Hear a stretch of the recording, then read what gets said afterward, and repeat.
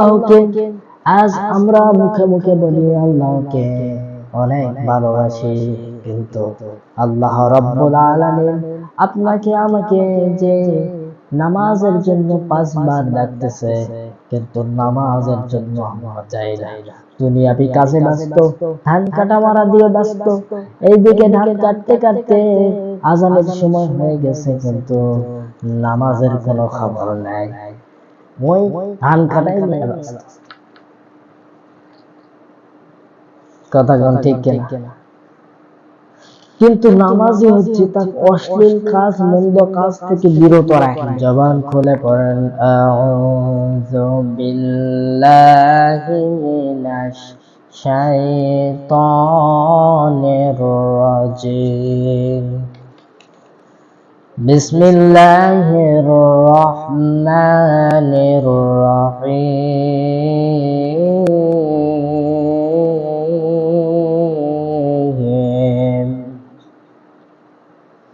উতলু মা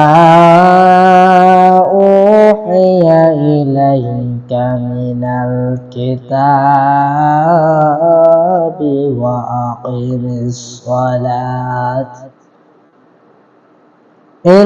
ইন্নাস সালাতা তানহা আনিল ফাহশাই ওয়াল মুনকারি ওয়ালাযিকরুল্লাহি আকবার ওয়াল্লাহু ইয়া'লামু মা তাসনাউন।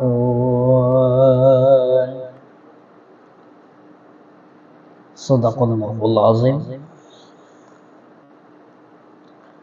আল্লাহ তাআলা বলছেন, আপনি পাঠ করুন কিতাব হতে যা আপনার প্রতি প্রতাদেশ করা হয়, এবং সালাত কায়েম করুন।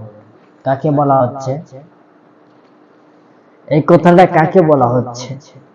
এই উপস্থিতি ভালো করে বুঝবেন। এই কথাটা কাকে বলা হচ্ছে? রাসূলুল্লাহ সাল্লাল্লাহু আলাইহি ওয়াসাল্লাম। রাসূলুল্লাহ সাল্লাল্লাহু আলাইহি ওয়াসাল্লামকে এই কথাটা বলা হচ্ছে যে আপনি পাঠ করুন কিতাব হতে, মানে কোরআনুল কারীম হতে আপনার প্রতি প্রতাদেশ করা হয়, মানে আপনার প্রতি আদেশ করা হচ্ছে আপনি এটা পাঠ করুন এবং সালাত কায়েম করুন।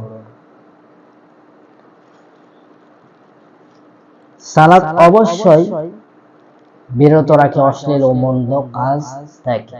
ওয়ালা যিকরুল্লাহি আকবার, আল্লাহর স্মরণই তো সর্বশ্রেষ্ঠ।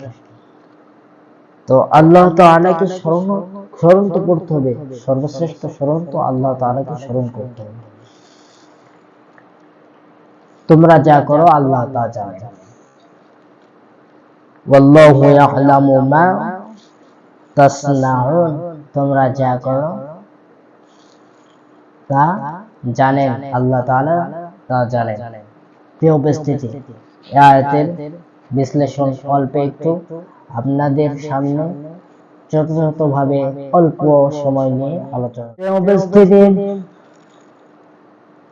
আল্লাহ তাআলা রাসূলুল্লাহ সাল্লাল্লাহু আলাইহি ওয়াসাল্লামকে বললেন, আপনি পাঠ করুন কিতাব হতে যা আপনার প্রতি প্রতাদেশ করা হয়।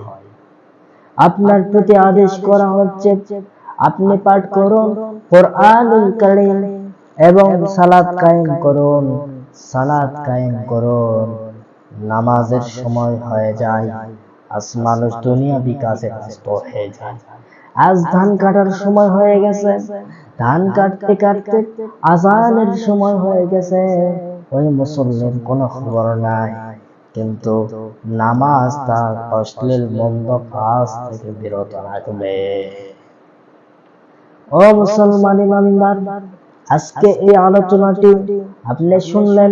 এই যে মিডিয়ায় রেকর্ড করার জন্য এই মিডিয়ায় রেকর্ড হচ্ছে, পুরো দেশবাসী দেখবে। তো দেখেন, আজকে আমল করার জন্য যেগুলো কথাগুলি বলা হয় রেকর্ড হয়, এগুলো আবার প্রচার হয়, তারা শোনে, তারা তো আগে তো চলছে গান বাজনা রেকর্ড হয়, সেগুলো শুনে শুনে শুনে ওইটা দেখে তারা মাতোয়ারা হয়েছিল। এখন থেকে কোরআনুল কারীম অল পৃথিবী, সর্বস্তর সর্ব জায়গায় প্রচার হোক, এটা চাই কি চাই না? তো প্রিয় উপস্থিতি, আমরা যে আলোচনা কায়েম করুন, সালাত কায়েম করুন, তাহলে দেখেন নামাজের সময় হয়ে গেলে নামাজ আমরা পড়তে মন চাই না, কিন্তু নামাজ হলো মন্দ কাজ থেকে দূরে রাখে। নামাজ আপনাকে বিড়ি টানা থেকে বিরত রাখবে, নামাজ আপনাকে খারাপ ফাহিশা কাজ থেকে বিরত রাখবে। তাহলে প্রিয় উপস্থিতি, আজ থেকে 5 ওয়াক্ত নামাজ পড়ার দরকার আছে না নাই? যারা পড়ে তারা পড়ার দরকার আছে না নাই? আপনাকে খারাপ কাজ থেকে বিরত রাখার জন্য নামাজ। তো আল্লাহকে আজ আমরা মুখে মুখে বলি আল্লাহকে অনেক ভালোবাসি, কিন্তু আল্লাহ রাব্বুল আলামিন আপনাকে আমাকে যে নামাজের জন্য 5 বার ডাকতেছে, কিন্তু নামাজের জন্য আমরা যাই না। দুনিয়াবি কাজে ব্যস্ত, ধান কাটা মারা দিয়ে ব্যস্ত, এইদিকে ধান কাটতে কাটতে আজানের সময় হয়ে গেছে, কিন্তু নামাজের কোনো খবর নাই। ওই ধান কাটাই নিয়ে ব্যস্ত। কথা কোন ঠিক কিনা? কিন্তু নামাজই হচ্ছে তার অশ্লীল কাজ, মন্দ কাজ থেকে বিরত রাখবে। তো আল্লাহকে স্মরণ করতে হবে।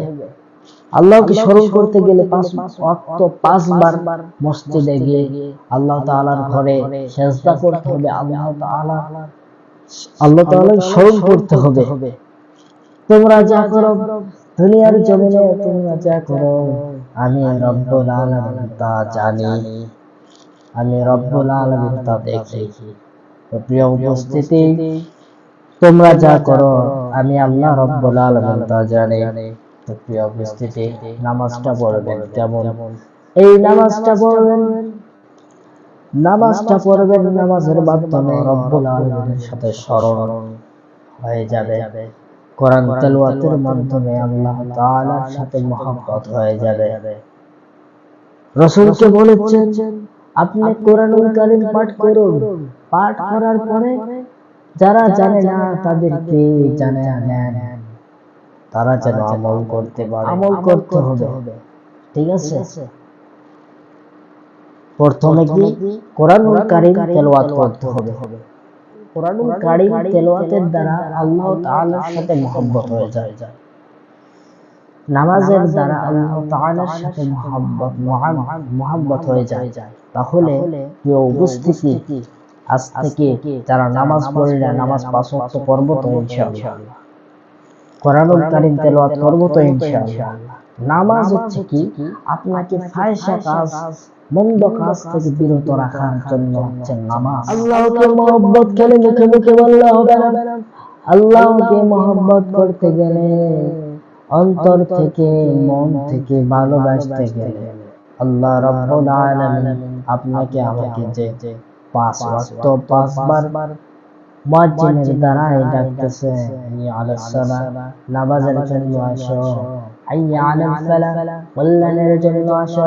তোমার কল্যাণ টাকা পয়সার দ্বারা দুনিয়ার কল্যাণ হবে, কিন্তু আখিরাতের কল্যাণ তো হলো না। আখিরাতের কল্যাণের জন্য আপনাকে আমাকে দুনিয়ার জমিনে পাঠানো হয়েছে। আজ আল্লাহকে মহব্বত করি মুখে মুখে, কিন্তু অন্তরে মহব্বত করি না। অন্তর দিয়া, ইখলাস দিয়া, তাকওয়া, আল্লাহকে ভয় করিয়া নামাজটা আদায় করব, আল্লাহকে স্মরণ করব, কোরআনুল কারীম তেলাওয়াত করব। নামাজ হচ্ছে কোরআনুল কারীম আদেশ নিষেধ, বই থেকে অবৈ বিবেক বিবেচনার দ্বারা চলাফেরার দ্বারা কোরআনুল কারীম। আর সালাত হচ্ছে আপনাকে আমাকে ফাহিশা কাজ থেকে বিরত রাখার জন্য নামাজ। আর আল্লাহ রাব্বুল আলামিনকে স্মরণ করতে গেলে 5 ওয়াক্ত নামাজ পড়তে হবে। তোমরা দুনিয়ার জন্য যাই কিছু করো না কেন, আমি রব সব জানি।